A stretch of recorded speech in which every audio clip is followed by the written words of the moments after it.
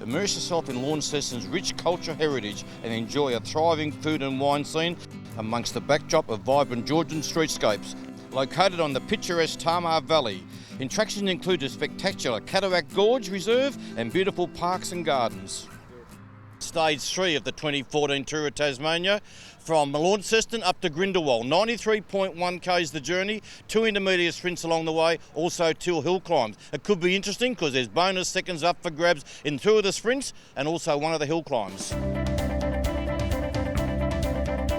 Today's stage could be decided on those last 4 k's up the Grindelwald, a very steep climb. Pat Bevan is only 10 seconds behind the tour leader. Can he make up any ground on that climb? Yeah, 10 seconds is not a lot, and a finish like this is going to be quite tough to read, and it could easily, some time could escape, and it's still within the time bonus for the finish as well, so there's a couple of options to play out today. Still 5 riders in contention. Lockie Norris, the 2012 winner, riding for Drapac Professional Cycling. Also Tim Rowe, Budget Forklifts, and also Joe Cooper, the National Road Series leader, riding for Avanti.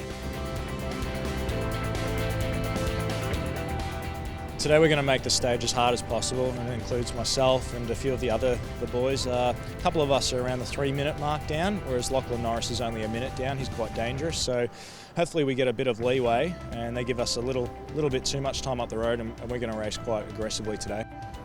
The quality of the NRS now is it's amazing. It blows me away. I think, there are a lot of riders here that could ride World Tour level, and compared to 5 years ago, it's come a long way. So it's great to see that, and I think Australian cycling's in a great position.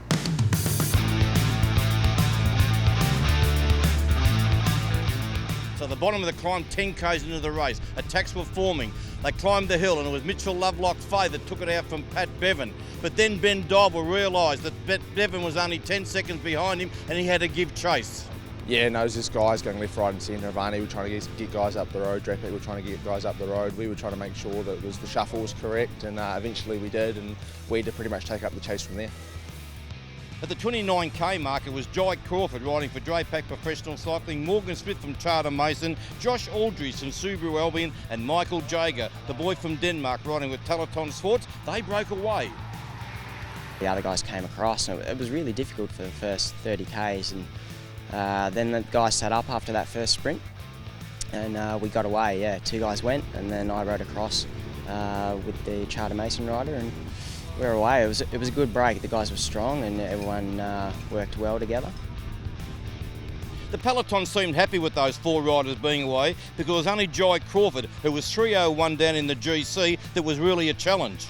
We just rode evenly. Like I heard the time gap of a minute there, and I thought, oh, it's going to be tough here. They're going to bring us back. And the next time gap was 2 minutes. So I think it was just a little bit of mucking around in the main field maybe, or a bit of fatigue, I'm not sure, but we just continued on our way. At the 55k mark, the gap had gone out to 2:29. Avanti then had a good look at each other and decided they had to give chase. With 10 k's to go, the gap had come back to 2:02. It continued to come down as they commenced the climb. I was just confident that when we came to the Grindelwald, I was going to have it, because obviously I'm a climber, and I was with some bigger guys there. I just put my head down and gritted my teeth, and I knew I had to get there. Couldn't really see the field, but I knew they were coming quickly. But 500 to go. If I laid down a sprint for 200, then it would have been very difficult for them to get me.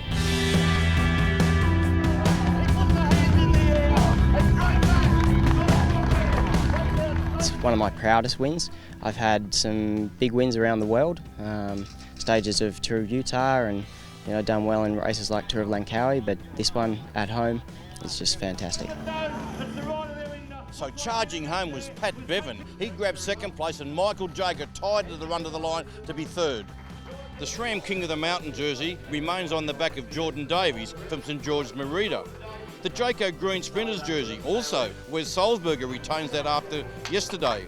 Nick Casonas from Charter Mason Giant Racing, who turned 20 today, remains in the Pre-Max Under-23 jersey. Victoria most aggressive rider today was Michael Jager, the boy that finished third. The yellow jersey still on the shoulders of Ben Dybel, but he only leads the tour now by 1 second. So watch out for Pat Bevan tomorrow.